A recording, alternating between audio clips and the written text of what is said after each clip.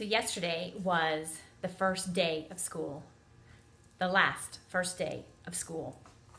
And I believe Taylor was really, really excited, my senior.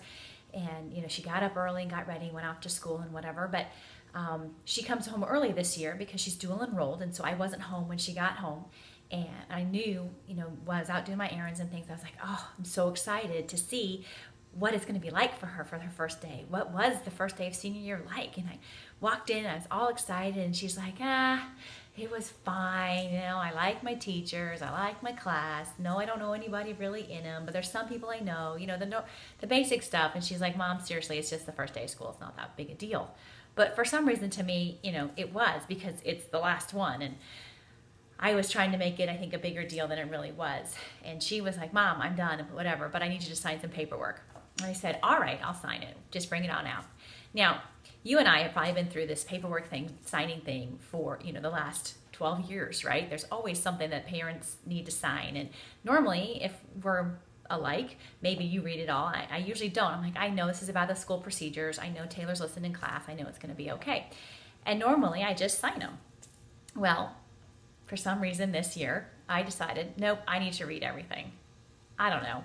It's a big year, I guess. I don't want to miss anything. I don't know. But that was mistake number one in yesterday's conversation was I felt like I need to read it all. So I'm sitting there and I'm reading through these things and I'm asking some questions, and she's like, Mom, seriously, could you just sign the papers? It's no big deal and I got to get going. And I said, all right, fine. So I'm reading through and I'm reading some stuff. And I said, hey, you got to make sure that you take care of this. And are you making sure you do this? And I started in with the control. You got to make sure, and I'm telling you what you need to make sure, and how are you going to do this? And she sat there and she looked at me and she got this look on her face like, seriously?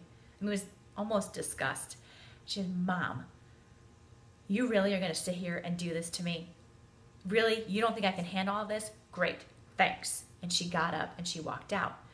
Now, she was leaving for football anyway, but still, normally, it's not like that when she leaves the house. And I went, oh my gosh, what on earth did I just do? What just happened? What is going on? And it kind of threw me for a loop for a little while. I'll be honest, I was rehashing and I was going, what happened? And I was a little mad at her for stomping out, but I'm like, I know there's something bigger going on here. And so here's the little nugget for today.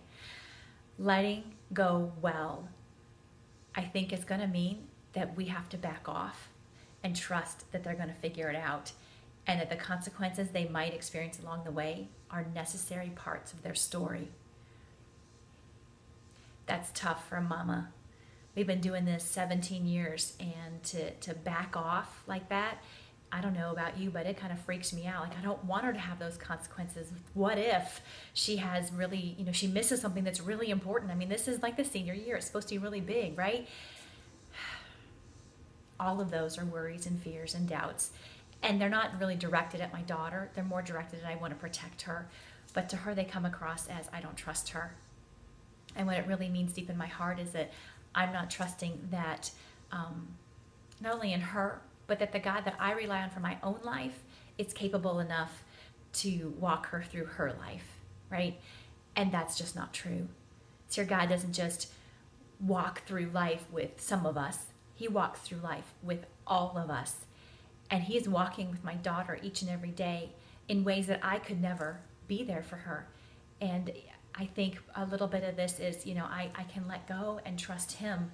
And sometimes it's scary to think about trusting her because she's just 17. But I can trust him.